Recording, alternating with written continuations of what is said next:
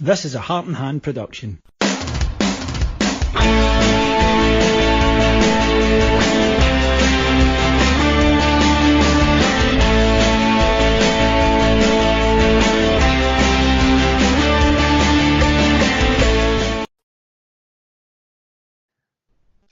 Hello and welcome back to Tactics Talk. I'm Adam Thornton and this is the show where we delve deep into Rangers play from a tactical and statistical angle. We are back with episode 2 in our series looking back at 5 of Rangers' top goals as voted for by the Heart and Hand listeners. Joining me once again is, first of all, Bain. Good to be here, mate. Thanks for having me on. No worries. And Martyn Ramsay. Hi Adam, hi Ali. Thanks for having me on again. Absolute pleasure. So hopefully you all caught the first episode. If not, go and watch it now. But tonight's video will analyse Paul Gascoigne's second goal in the 3-1 win against Aberdeen that won 8 in a row for Rangers. Martyn, I'm going to come to you again for context and a wee book plug. This goal comes relatively late on in the game. What were your feelings just prior to this goal? Can you remember? A bit of tension. We were all kind of set up for this is when it would be won. 8 in a row gets a wee bit underrated just in terms of that tension all the way through the season. Celtic famously only lost one game, drew about 103, but they only lost one. And this is a penultimate game. We'd have to go to Rugby Park, still in a good position, I guess. But we want it wrapped up, and obviously went down one early, and then Gascoigne, a goal that's just so underrated because of this one, when he has to do so much in a tight space to get us back in the match.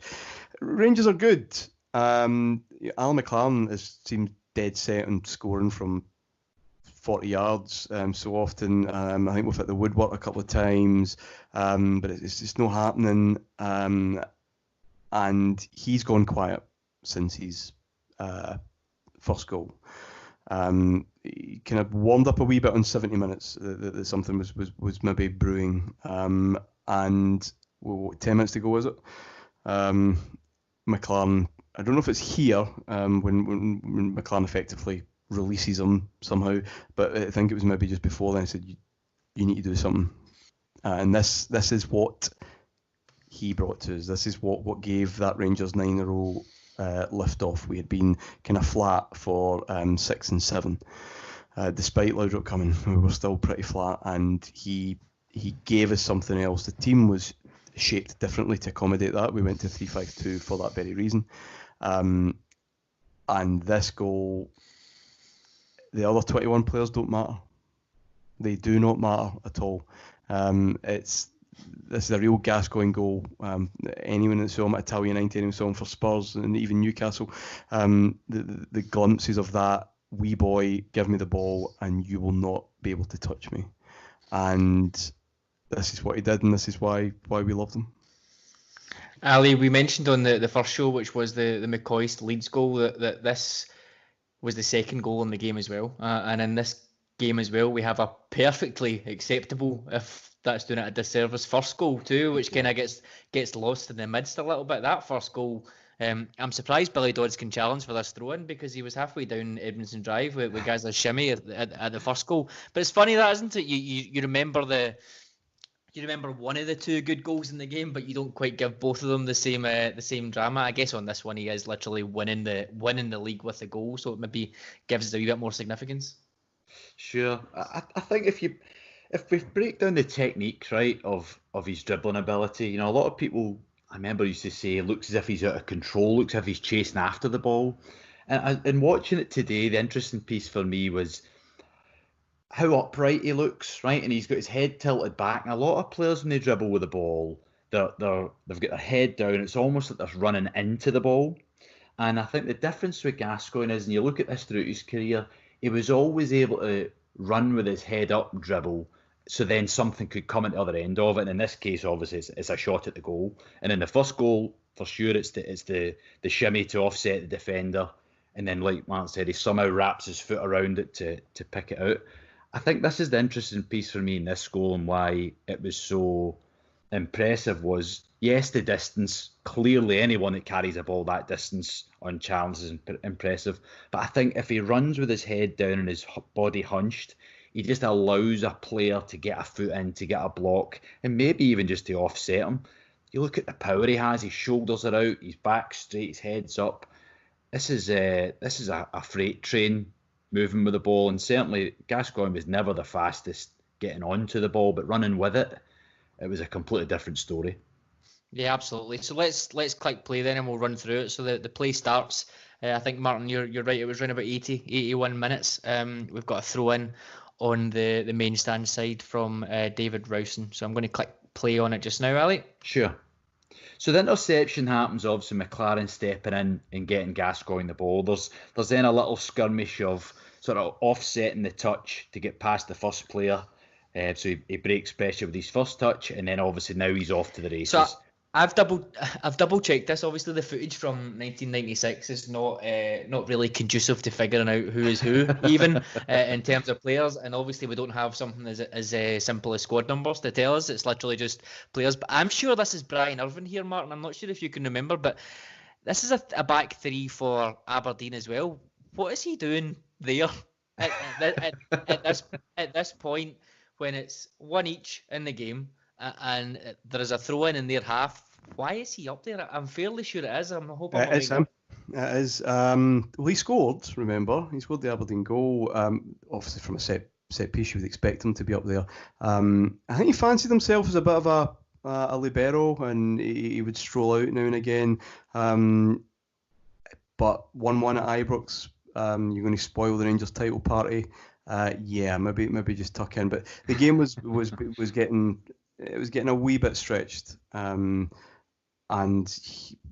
you see what happens when he does lose the ball, and he's obviously exposed quite a fair bit of the pitch. Still a wee bit for Gascoigne to do though.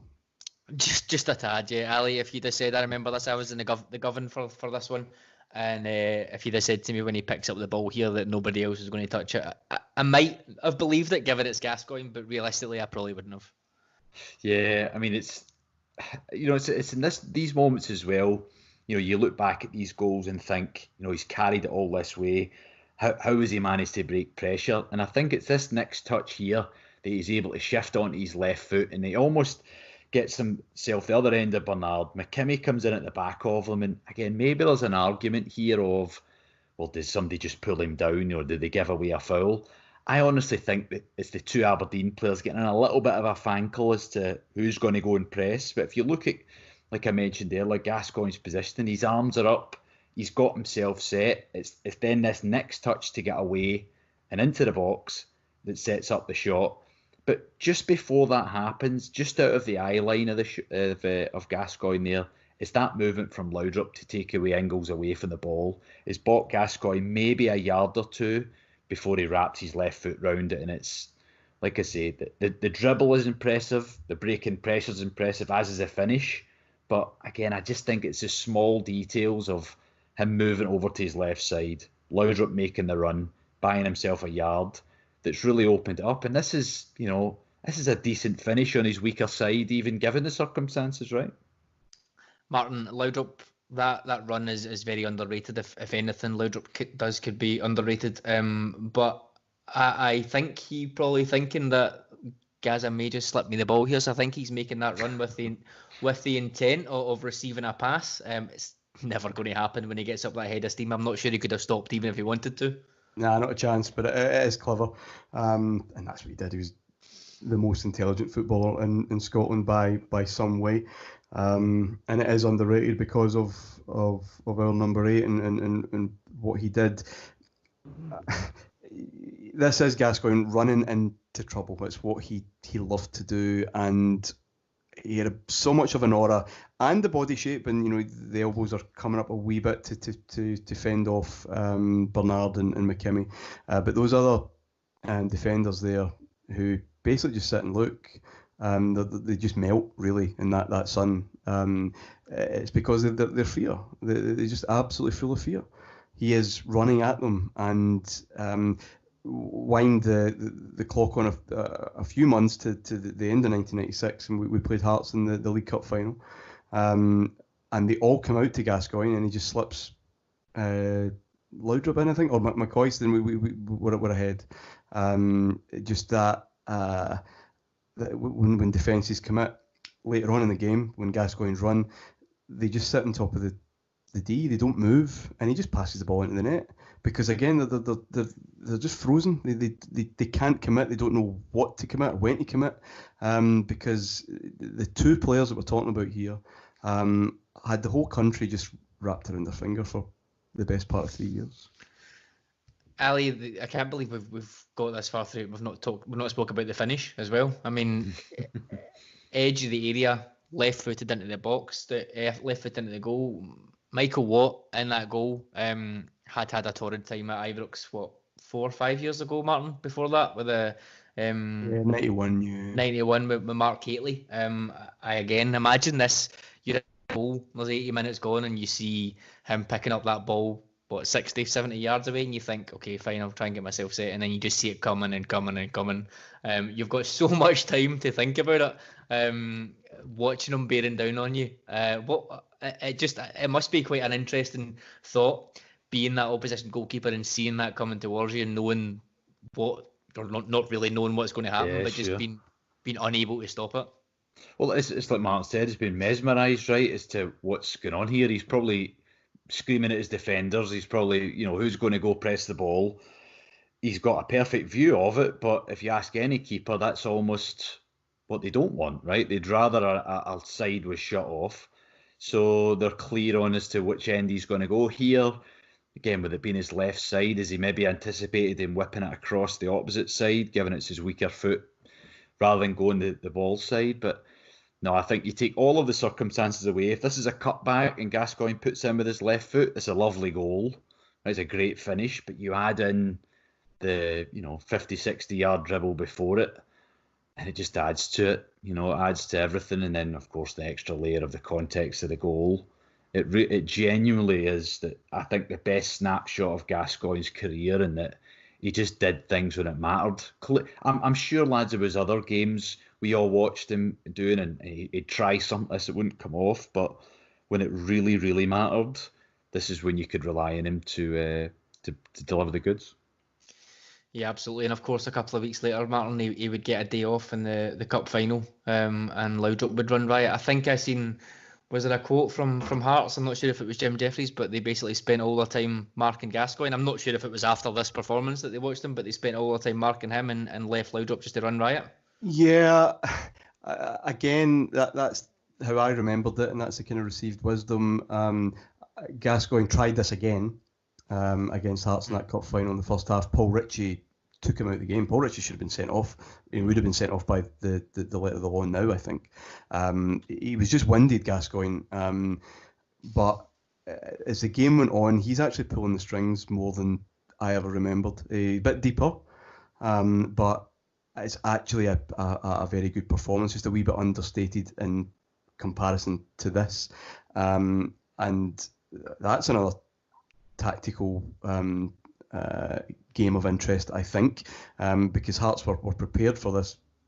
Well, McCoy starting, who pulled up, I think, in the warm-up, or early that week anyway, has been the focal point. Rangers didn't really play with number 9. Jury and Laudrup were both withdrawn.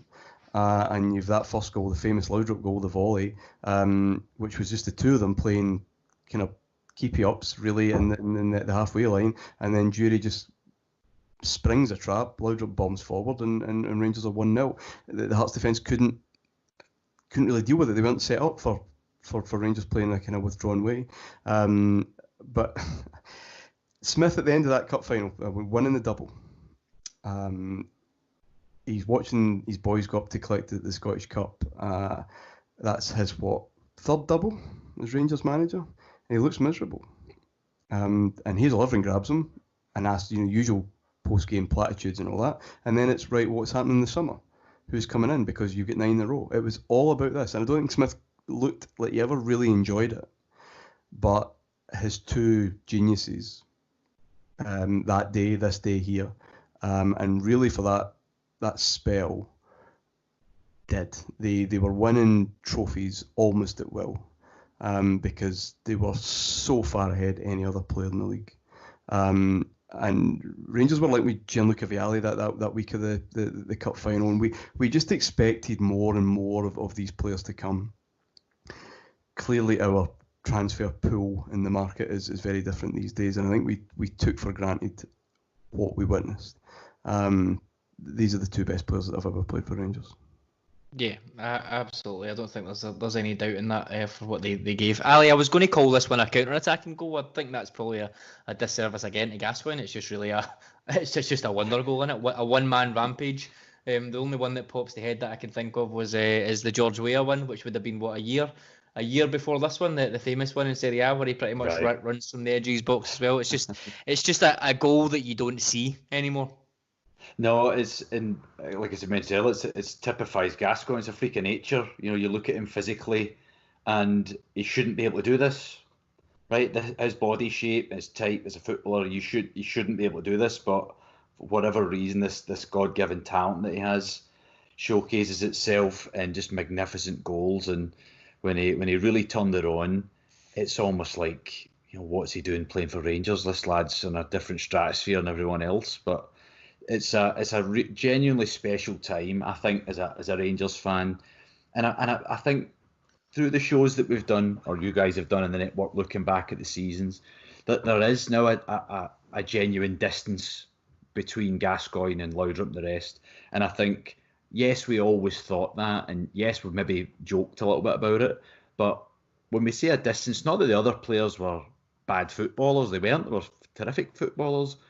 These were just guys on a different level altogether, and this goal for me typifies that. Yeah, absolutely. Okay, so that was Paul Gascoigne's second goal in his hat-trick against Aberdeen in April 1996, which won 8 in a row.